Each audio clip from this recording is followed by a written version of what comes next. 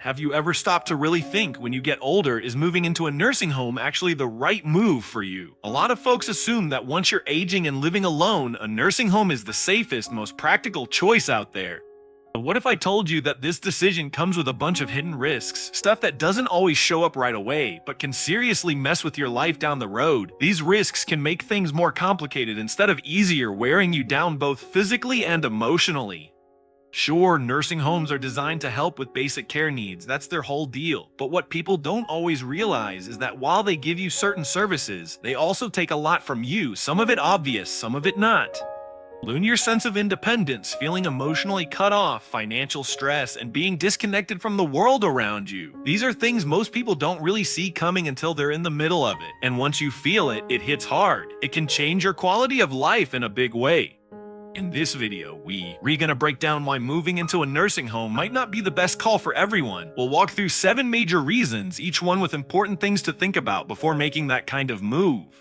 If you're planning your own future or helping someone close to you figure theirs out, these insights could be a real game changer. A lot of older adults end up feeling trapped, cut off, and worse off than they expected, simply because no one laid out the full picture ahead of time. So I'd suggest sticking around till the end, because what you learn here could totally shift how you see aging and long-term care. And if you've ever felt unsure about what the right move is for yourself or someone you care about, this might help you figure it out with a lot more clarity and confidence.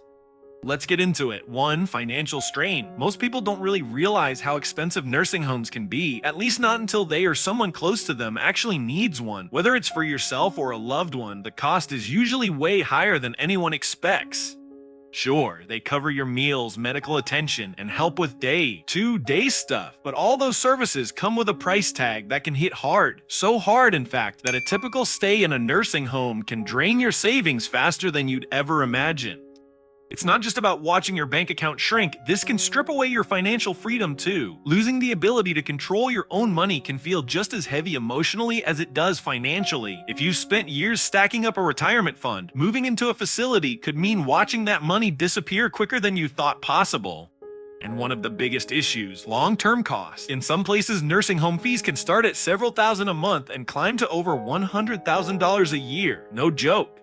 A lot of people assume Medicare has them covered, but here's the truth. Medicare only handles short-term recovery stuff like rehab after a hospital stay. When it comes to long-term care, that bill's on you.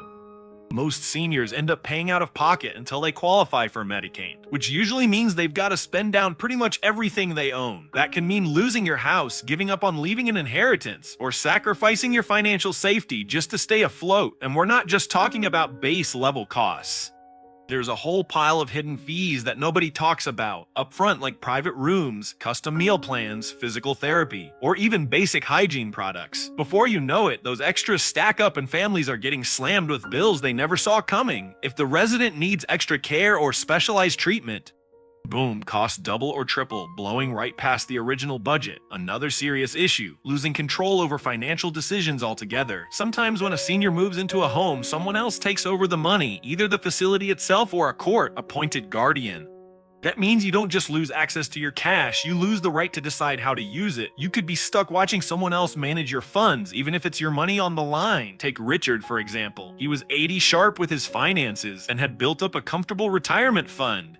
But after a bad fall, he moved into a nursing home and watched his money vanish almost overnight. Between monthly fees, physical therapy, and basic care items, half his savings were gone in less than a year. By the time he realized what was happening, there weren't many ways out left, and Richard's story isn't rare. A lot of older adults end up burning through a lifetime of savings in a system that's supposed to help them. It leaves them with fewer choices and less control over their future. Meanwhile, alternatives like in-home care, shared living with a caregiver, or assisted living setups can often give you the support you need for a fraction of the price. That's why it's so important to look at the full financial picture before making the move to a nursing home, because once your savings are gone, getting them back, that's almost impossible. 2. Growing loneliness and depression. A lot of folks think moving into a nursing home is a solid fix for loneliness in old age. I mean, you'll be around other people your age, right? You'll chat, maybe even make some new friends. But here's the truth, just being surrounded by people doesn't mean you're connected to them. And for many seniors, the reality is way more isolating than they expected. Loneliness is one of the biggest emotional struggles in nursing homes. Tons of residents say they've never felt more alone than after they moved in. Being away from family, longtime friends, and familiar places just makes that sense of isolation even worse. Sometimes it's not just quiet, it's the kind of silence that screams. See, loneliness isn't just about being physically alone, it's emotional. Sure, a lot of homes organize group activities, bingo nights, movie viewings, maybe some group chats over coffee, but that doesn't always lead to real meaningful connections. You can't force deep conversations or genuine trust with strangers just because you're in the same building.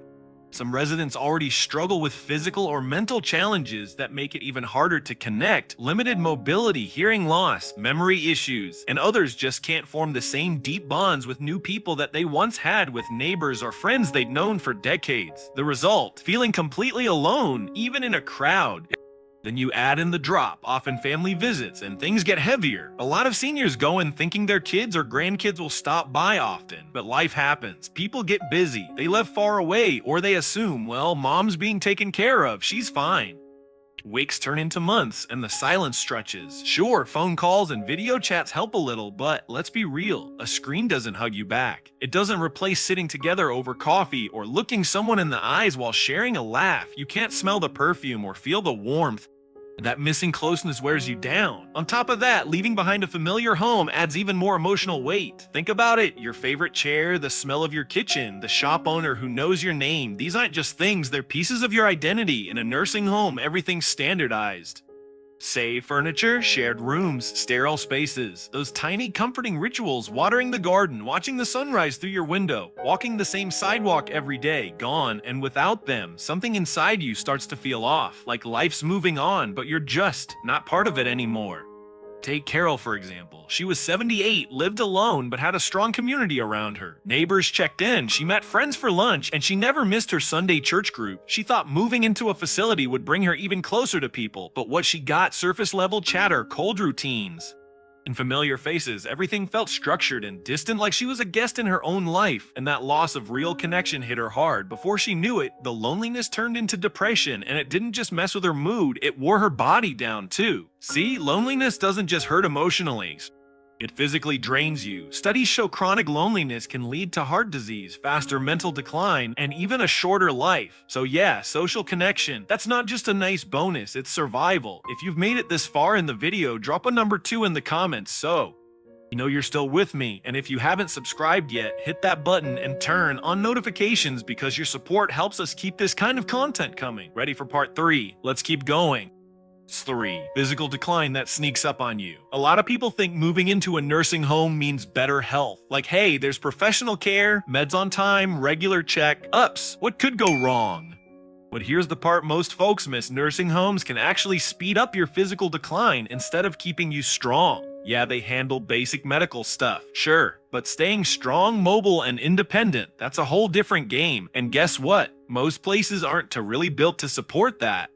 Over time, all that sitting around leads to muscle loss, stiff joints, and just feeling weak. Suddenly, stuff like standing up on your own, walking across the room, or even picking something up becomes a struggle. The biggest issue, you just don't move much.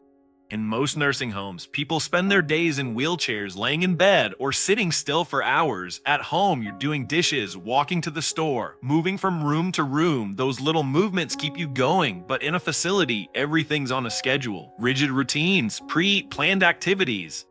No real space for spontaneous movement or physical freedom. Without regular movement, your muscles weaken, your balance gets shaky, your reaction time slows down, and boom, you're one fall away from a hospital bed. And let's not forget the lack of personalized workouts. Sure, some places offer group exercise classes, but they're usually one-size-fits-all light stretching and chair yoga at best. Thing is, every body's different. Some folks need strength training, some need help with flexibility or balance. And if you're not getting the kind of movement your body actually needs, your physical health can tank fast. And it's not just about movement, nutrition plays a huge role too. Yes, meals are served, but are they actually good for you? In some homes, food is overly processed, packed with salt, and low on protein. That kind of diet won't keep your energy up, and it definitely won't help maintain muscle mass. You're missing key vitamins and nutrients, it wears you out. You feel tired all the time, your immune system weakens, and your body takes forever to bounce back after even minor injuries. Put poor nutrition and zero movement together, and your physical decline speeds up faster than if you were just living at home.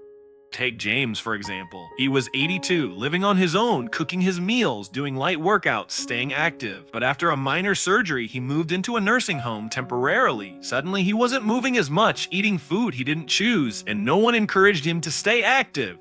So then just a few months, his legs felt weak, he dropped weight, and even standing up became a challenge. Before long, he needed a walker, something he'd never used before. See, physical health isn't just about doctors or prescriptions. It's about moving your body, keeping your routines, and staying engaged with life. Walking to the kitchen, doing simple stretches, getting up from a chair without help, those little things, they help you keep your strength and your confidence. Nursing homes might provide safety and medical checks, but if they're not encouraging regular movement and healthy meals, they're not preserving your health, they're draining it. 4. The risk of being ignored or worse. When people picture a nursing home, they usually imagine a safe place with 24/7 care and plenty of staff ready to help out. You think, yeah, if I ever go there, they'll take care of everything. I'll be looked after. I'll be okay. But that's not always how it plays out. Truth is, a lot of nursing homes are short-staffed and stretched way too thin. Even if the workers mean well, they're often dealing with so many people that there's just no time or energy left to give everyone's care they deserve. This leads to some real problems. Missed meds, ignored call buttons, skipped meals, or help arriving way too late. And for older folks, these aren't just small slip-ups. They can be flat out dangerous, emotionally draining, and make you feel like you're not even safe anymore. One of the biggest issues. Delayed help. At home, if you're thirsty, you grab a drink. If you need the bathroom, you go. But in a nursing home, even those basic things mean waiting on someone else. And if no one comes, you just sit there and wait. Some people have said they've waited hours just to use the bathroom or get a glass of water. That's not just uncomfortable, it crushes your dignity. These delays can also cause medical complications. If someone can't get help in time for a health issue, things can go downhill fast. But it's not just about delays, there's also the issue of neglecting everyday needs. In a lot of homes, one staff member is responsible for way too many residents. That means hygiene can slip, meds aren't always on schedule, and even having a simple chat might be off the table. Now imagine if the person in need can't speak up or express what's wrong. That's when the risk goes through the roof. And sadly, neglect isn't the only danger. Sometimes the lack of supervision opens the door to mistreatment. Yeah, many caregivers are kind and want to help. But long hours, stress, burnout, it takes a toll. Some staff get snappy, some become cold, and some cross the line. There have even been reports of emotional, physical, and financial abuse. No, it doesn't happen everywhere, but it happens more often than people think. And a lot of families don't find out until after the damage is done. The impact, it can be devastating. Take Helen, for example. She was 79, hopeful about her move into a care facility. She thought she'd be taken care of, have her needs met, feel safe, but reality hit hard. Some days her requests were handled fast. Other days she'd wait hours for the basics. She felt rushed through meals, ignored during activities, and treated like a task on a to-do list, not like a real person. Over time, she felt invisible, forgotten, powerless.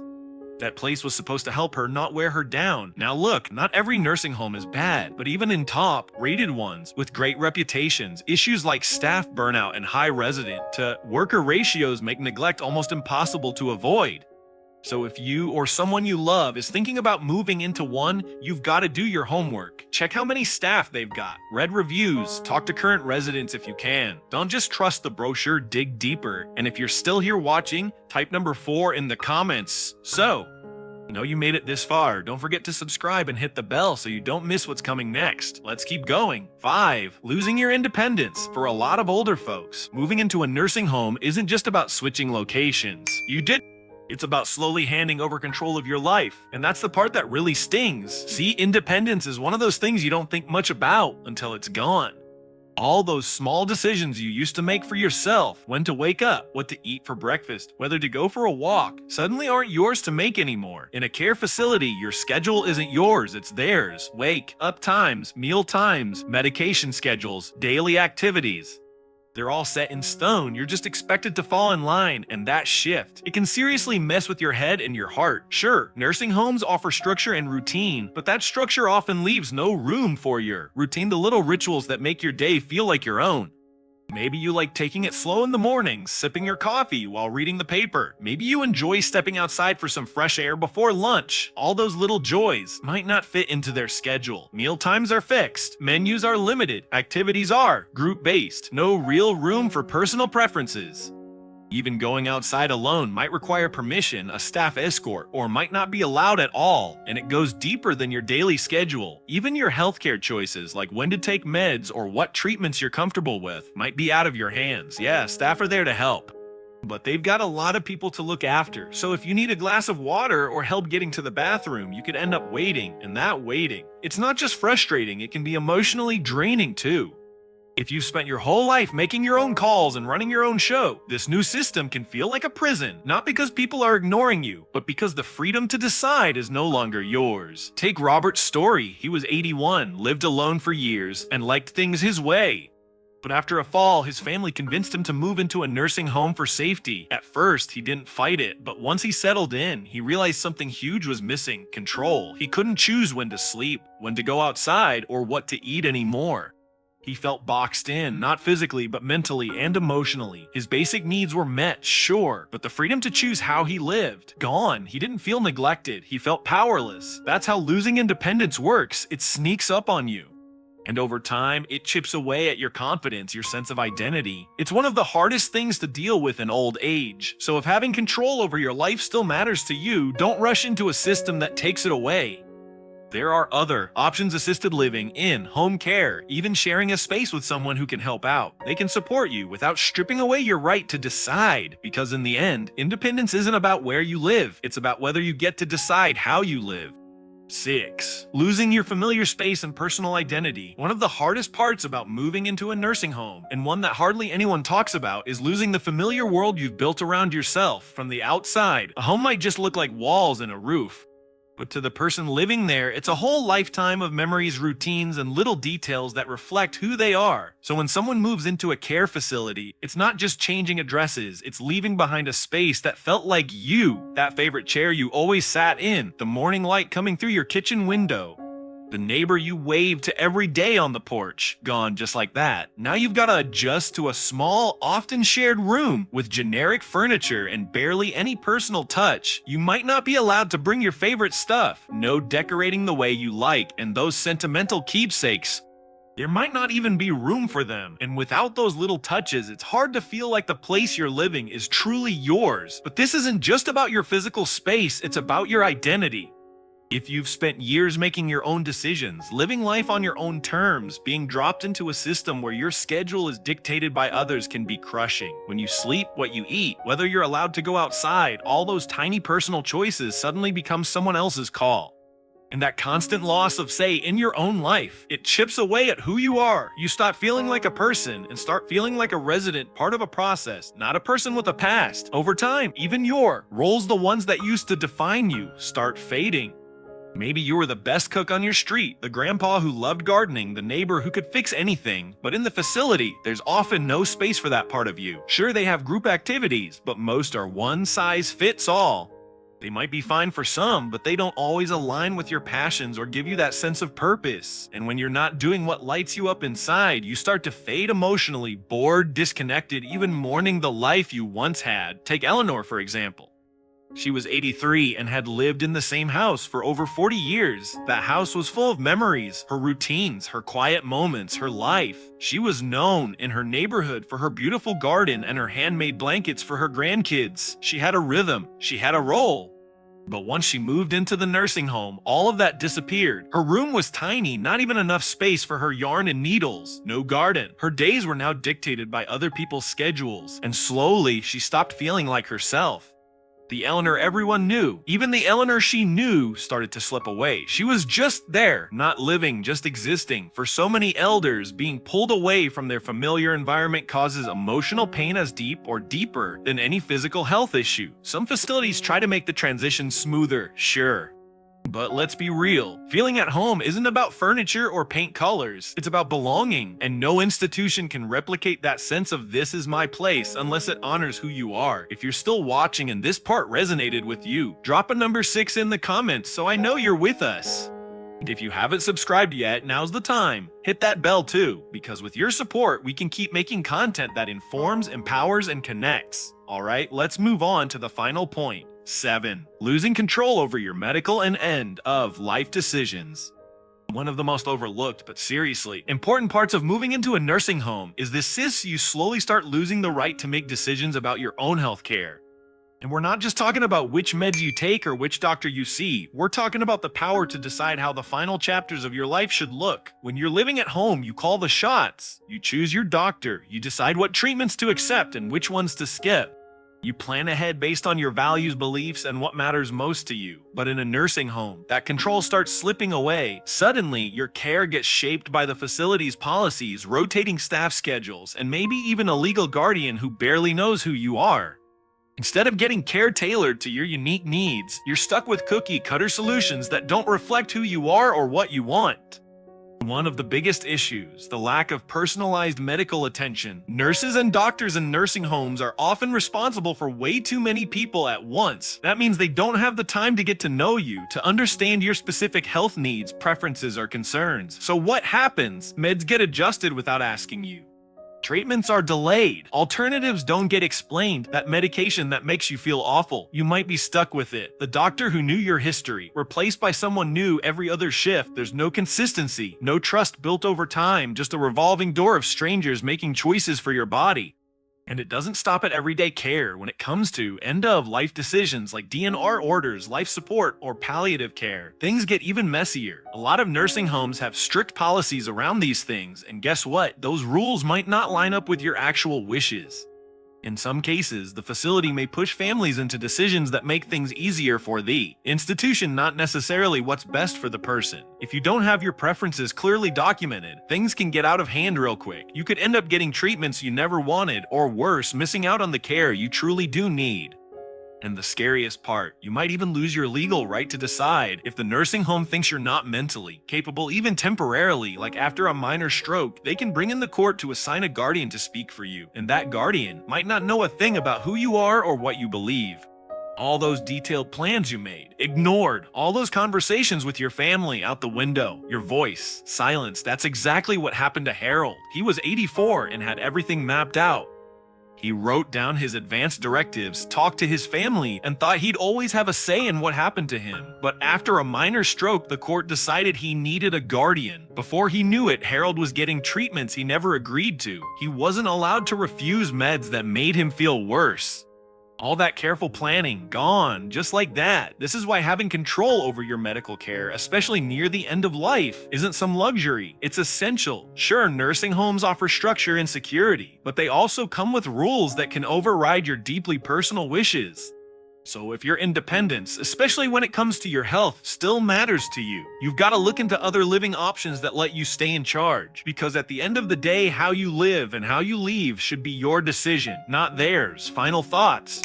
Before you click away, take a moment to really think back on the 7 hidden risks we talked about today. A lot of people believe that moving into a nursing home is the safest, most logical choice once you start living alone. But the truth is it's a whole lot more complicated than it looks on the surface. That decision can come with some serious trade-offs: losing your independence, drifting away from your sense of identity, facing emotional loneliness, struggling financially, and no longer having full say over your own healthcare. And all of that can shake up your entire quality of life, not just the day-to-day stuff. Now look, for some folks, nursing homes are absolutely the right choice. If you need full-time medical help, they can be a lifeline. But getting support doesn't have to mean giving up control over how you live your life. That's where your options come in, and trust me, there are more than you might think. In-home care, assisted living communities, co-living setups for seniors, or even bringing in a live-in caregiver. All of these can give you the help you need without taking away your say in how things go. Just remember, getting help doesn't have to mean giving up your freedom. If you or someone you love are thinking about making that move to a nursing home, make sure you do your homework first. Look at all your options, and more importantly, ask yourself how those options make you feel, not just what's available on paper. Because growing older isn't just about medical care. It's about comfort, connection, and most of all, respect for your choices. The best way to protect yourself and live a full, meaningful life is to plan early, ask the right questions, and make sure that wherever you live truly supports the kind of life you want to live. Because aging isn't just about staying alive, it's about living with purpose, staying true to yourself, and writing your story right to the very end. Thanks so much for spending this time with us today.